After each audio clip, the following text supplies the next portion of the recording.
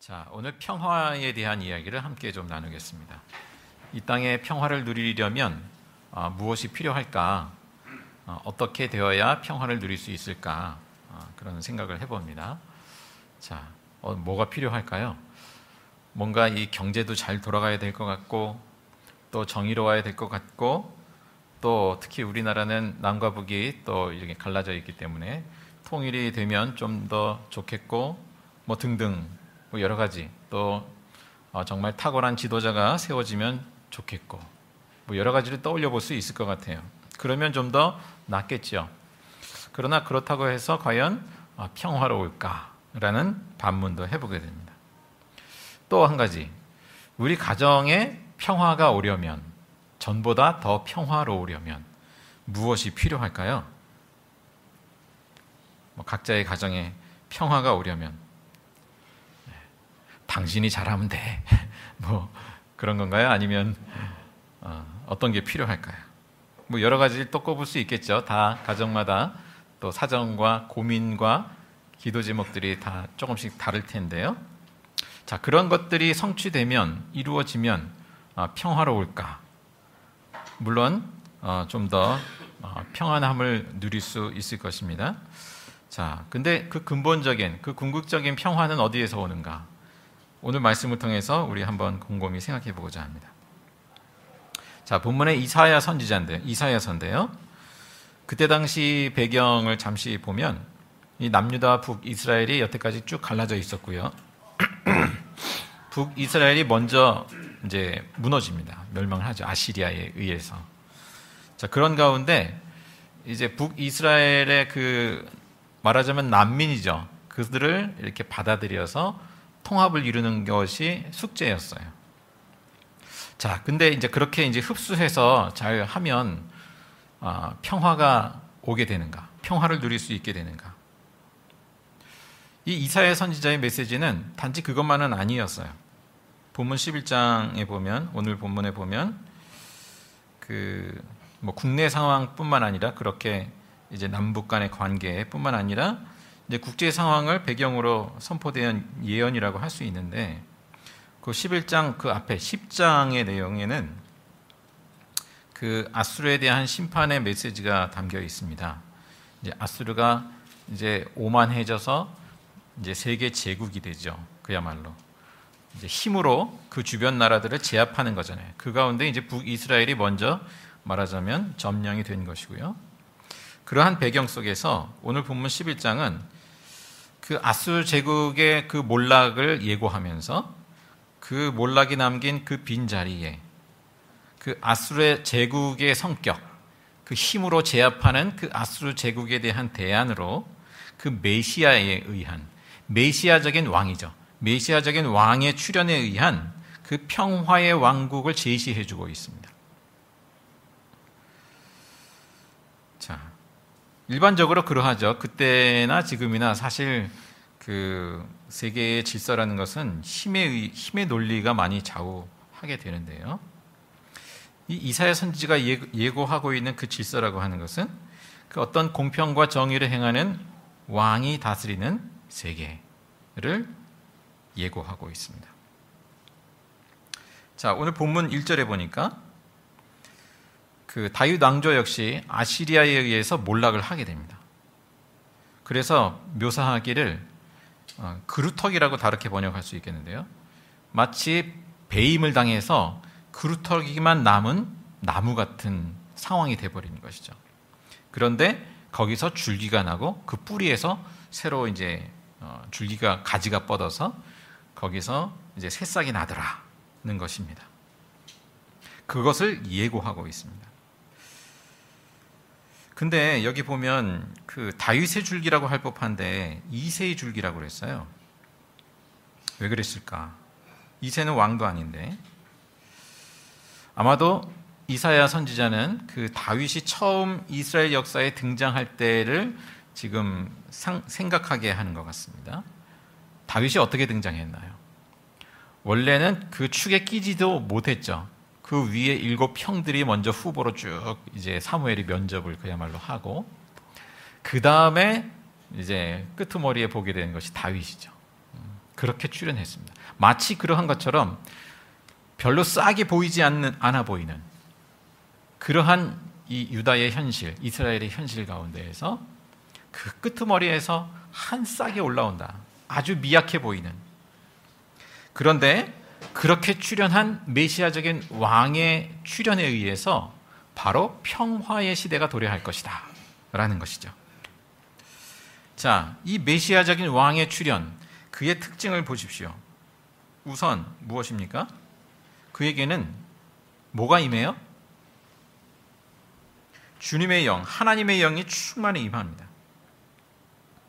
이 왕은 자기 독자적으로 통치하는 왕이 아니죠.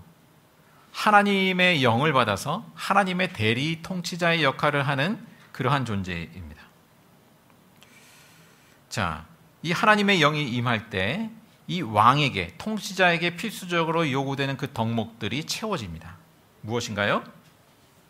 보니까 지혜와, 2절에 보니까 지혜와 총명의 영, 모략과 권능의 영. 모략이라고 하는 것은 뭐 오늘로 말하면 어떤 정책을 기획하고 수행하는 능력, 또 권능이라고 하면 어떤 지도력, 뭐 이렇게도 바꿔 표현할 수 있겠습니다. 지식과 주님을 경외하게 하는 영. 자, 이와 같은 주님의 영이 그에게 내려오자 어떻습니까? 그 결과 그는 우선 주님을 경외하는 것을 즐거움으로 삼더라. 이게 첫 번째로 그 특징으로 제시되고 있습니다. 하나님을 경외하는 것을 즐거움으로 삼는 그러한 통치자, 메시아. 그리고 이어지는 말씀이 그는 눈에 보이는 대로만 재판하지 않아요. 귀에 들리는 대로만 판결하지 않아요. 그야말로 측근 또 어떤 힘 있는 어떤 그 내 가까이 있는 사람의 그 말과 또 그러한 눈에 보이는 대로만 판결하지 않더라. 어떻게 판결합니까? 4절에 보니까 가난한 사람들을 공의로 재판한다. 여기서 가난한 사람들은 사실 보이지 않는 존재죠. 그들의 탄원이 들리지 않는 존재죠. 그러한 가난한 사람들을 공의로 재판한다. 세상에 억눌린 사람들을 바르게 논지한다. 뿐만 아니라 그가 하는 말, 이 말의 권세, 말씀의 권능이 마치 몽둥이처럼 되어서 잔인한 자를 친다. 또 그가 내리는 선고는 사악한 자를 사형에 처한다. 자, 여기서 4절에서 보여주는 그 메시아적인 왕의 그 통치는 결국에는 이제 이 예언이요, 결국 예수님에게서 성취되는 것인데, 그 메시아 왕의 그 통치는 온 인류를 두루뭉실하게 이렇게 구원하는 그런 모양새가 아니에요. 선악간에 판별하고 그렇게 이제 심판에 해당하는 일을 심판하시는 그러한 메시아적인 왕으로 묘사하고 있습니다. 자, 5절도 마찬가지 내용이죠. 결국 4절에서 그렇게 묘사하는 것처럼 그분은 정의로 허리를 동여매고 성실로 그의 몸에 띠를 삼는다. 여기서 띠라고 표현하고 있습니다. 여기서 띠는 우리 이제 뭐 보통 허리띠를 생각하는데 그게 아니라고 합니다. 그 당시 사람들이 이제 겉옷 안쪽에 맨 몸에 허리에 두르는 그 아마천이라고 표현되는 그러한 것이 있다고 합니다. 그러니까 무슨 뜻인가요? 완전히 몸에 밀착된 띠입니다. 그런 것처럼 이 메시아적인 왕에게 있어서 이 정의와 성실이라고 하는 것은 완전히 뗄래야 뗄 수 없는 특성이라는 것이죠. 정의와 성실, 이 성경에서 하나님의 속성을 대표하는 그러한 단어로 자주 쓰이고 있습니다. 그 하나님의 정의와 성실을 그대로 본받아서 대리 통치하는 메시아적인 왕, 그 왕이 돌아올 때 평화가 임할 것이다 라는 것이죠. 그 평화의 내용을 한번 쭉 이어지는 내용을 보시면 어떤 일이 벌어지나요? 한마디로 말하면 약육강식이 사라져요. 그때에는 이리가 어린 양과 함께 살며 표범이 새끼 염소와 함께 누우며 송아지와 새끼 사자와 살진 짐승이 함께 풀을 뜯고 어린아이가 그것들을 이끌고 다닌다. 자, 궁극적인 세상을 묘사하는 것으로 우리가 일단 볼 수 있겠고요. 그러나 그 이전에 마치 이와 같은 그 세상의 인간관계가 이런 모습으로 변화된다라는 것이죠. 그리고 어린아이가 그 평화를 주도하는 그러한 이미지로 보여주고 있습니다. 어린아이가 그것들을 이끌고 다닌다. 암소와 검이 서로 보시되고 그들의 새끼가 함께 눕고 사자가 소처럼 풀을 먹는다. 자, 사자가 소처럼 풀을 먹는다. 사자는 육식동물이잖아요. 맹수잖아요. 그러니까 이 평화의 시대가 도래할 때 그 맹수성이 사라진다는 거죠. 누군가를 약육강식에 의해서 잡아먹는 그러한 어떤 맹수성, 우리 인간으로 말하면 그렇게 맹수성이 사라져버리게 된다. 함께 풀을 먹는 그러한 존재가 된다. 자, 강자의 본성이 바뀌어서 이 약자를 먹잇감으로 삼지 않게 된다라는 것이죠. 한번 여쭤보겠습니다. 가정에서 누가 제일 강자입니까? 여러분 가정에서? 예? 누가 제일 강자세요? 예? 비까비까 합니까?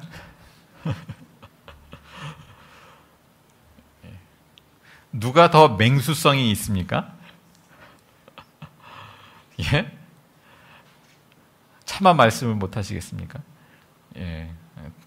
두 분, 저희 가정은 풀만 먹는 그런 초식동물이에요. 그러신가요? 아니면 양쪽 다 비등비등하게 그 맹수적인 기질이 있습니까? 예.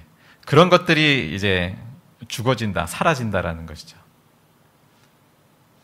그래서 뭐 힘이 누가 세냐 작으냐를 떠나서 다 서로를 그렇게 함께 어우러지는 그러한 장면을 보여주고 있습니다. 예.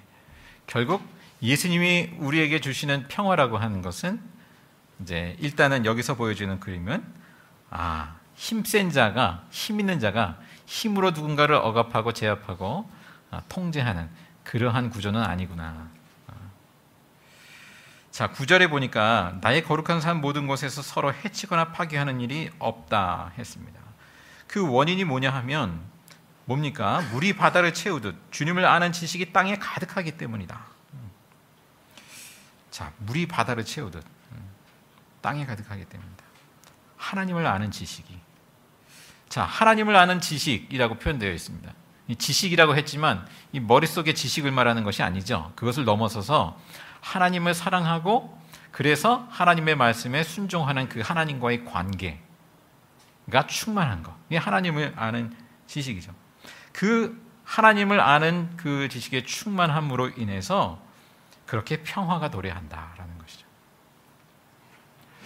자, 뭐 궁극적인 그 때가 도래하기 전이라 하더라도 우리가 그렇게 하나님을 아는 지식이 차오를 때 그런 평화를 더욱 맛보고 누리게 된다라고 할 수 있겠습니다. 뭐 이 물의 수위가 낮을 때는 어떻습니까? 이 땅에 있는 온갖 것이 다 드러나잖아요. 그죠? 근데 물의 수위가 점점 차오르면 그걸 다 덮어버리는 것이죠.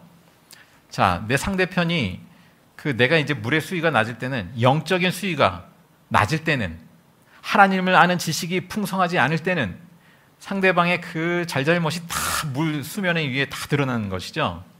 그래서 도저히 덮어줄 수 없는, 그래서 평화를 누릴 수 없는 그런 것이 되고 만다라고 얘기했습니다. 물론 상대방도 잘해야 되고 나도 잘해야 되긴 하지만, 그러나 근본적으로는 내 안에 하나님을 아는 지식이 점점 차올라서 웬만한 것에 대해서는 끄떡도 하지 않는, 그래서 평화를 잃어버리지 않는.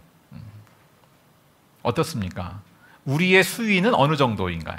어느 정도면, 어느 정도 환경이고 어느 정도 대상이면 우리가 그 평화를 잃지 않고 누릴 수 있겠습니까?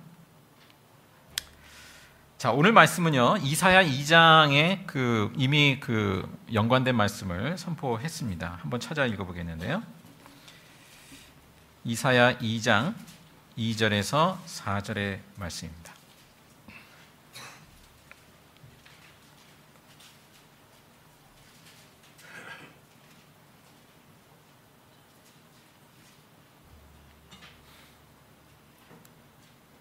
이사야 2장 2절에서 4절 함께 읽습니다. 마지막 때에 주님의 성전이 서 있는 산이 모든 산 가운데에서 으뜸가는 산이 될 것이며 모든 언덕보다 높이 솟을 것이니 모든 민족이 물밀듯 그리로 모여들 것이다. 백성들이 오면서 이르기를 자 가자 우리 모두 주님의 산으로 올라가자. 야곱의 하나님이 계신 성전으로 어서 올라가자. 주님께서 우리에게 주님의 길을 가르치실 것이니 주님께서 가르치시는 길을 따르자 할 것이다. 율법이 시온에서 나오며 주님의 말씀이 예루살렘에서 나온다.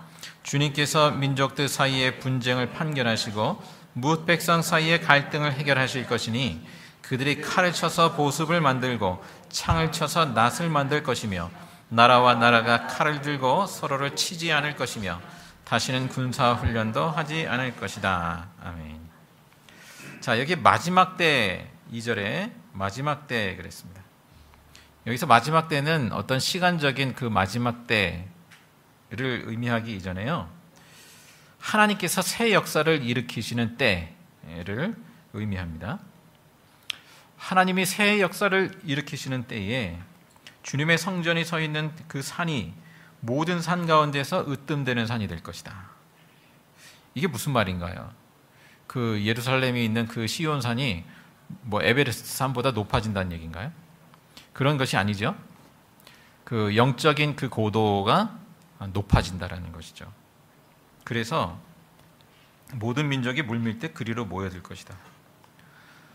물밀듯 그렇게 표현했는데, 물은 아래로 흐르잖아요.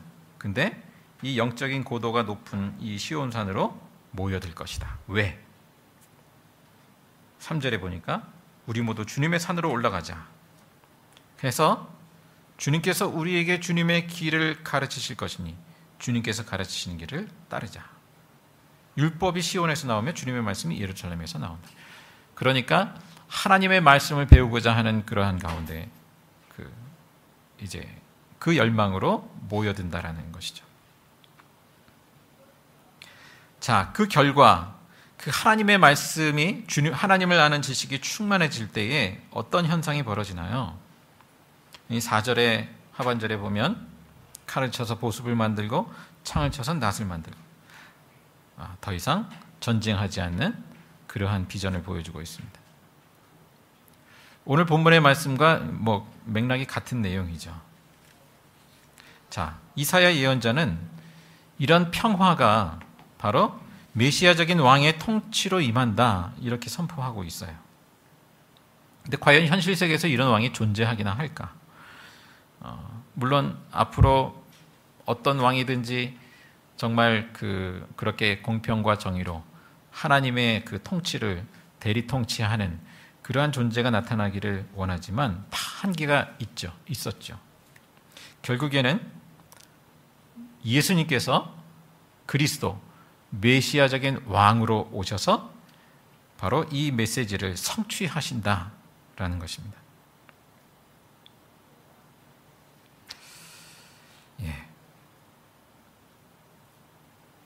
우리가 이 땅에서 평화를 누린다고 하는 것, 물론 우리가 여러 가지 노력도 필요하고 하겠지만 불완전하죠. 잠정적이죠. 임시방편이죠. 결국에는 예수 그리스도께서 이루시는 그 하나님 나라의 완성, 거기에 우리의 평화가 있다라고 신약 성경은 우리에게 선포하고 있습니다. 자, 예수님은 평화를 주시려고 이렇게 평화의 왕으로 우리 가운데 2000년 전에 오셨습니다. 예수님이 탄생하셨을 때 천사들이 목자들에게 전한 메시지는 평화의 메시지였어요. 높은 곳에는 하나님께 영광이요, 또 땅에서는 주님께서 좋아하시는 사람들에게 평화로라, 평화로라. 그 메시지를 선포합니다. 예수님은 제자들에게 다음과 같은 말씀도 남기셨습니다. 우리 한번 찾아 읽어보겠습니다. 요한복음 14장 27절의 말씀입니다. 함께 읽습니다. 나는 평화를 너희에게 남겨준다. 나는 내 평화를 너희에게 준다. 내가 너희에게 주는 평화는 세상이 주는 것과 같지 않다. 너희는 마음에 근심하지 말고 두려워하지도 말아라. 예수님이 주시는 평화는 세상이 주는 것과 같지 않다고 했습니다. 세상이 주는 것과 같지 않은 평화를 주러 오셨다라는 것이죠. 그 평화는 예수님의 평화입니다. 내 평화를 너에게 준다 그랬습니다. 그러니까 하나님과 그 아들 예수 그리스도 안에서 누리는 평화, 그 평화가 그 세상의 근심과 두려움을 이기게 하더라. 그러니까 너희는 마음에 근심하지 말고 두려워하지도 말아라. 그렇게 말씀하십니다. 자, 오늘은 그리스도의 오심을 기다리는 대림절 넷째 주일인데요. 자, 우리는 왜 예수 그리스도의 오심을 기다리나요? 사실 우리는 예수님의 오심을 기다린다기보다는 다른 걸 더 기다리고 살죠. 현실적으로는. 어떻습니까? 다른 걸 더 기다리지 않습니까?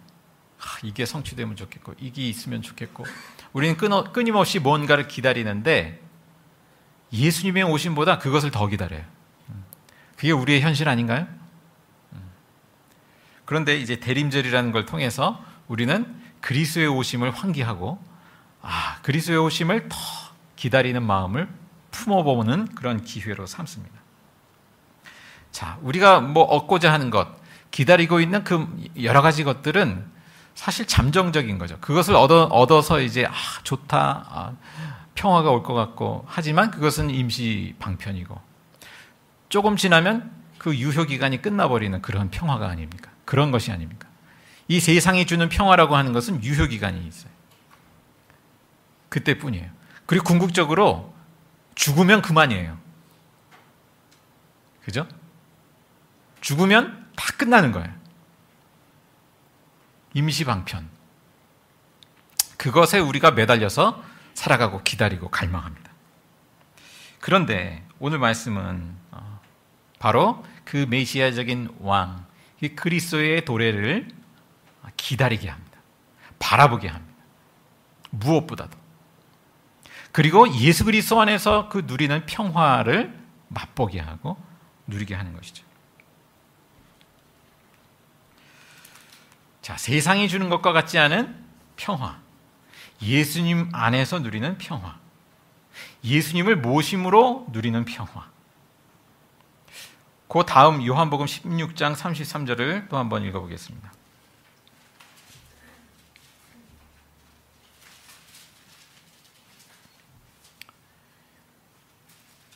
요한복음 16장 33절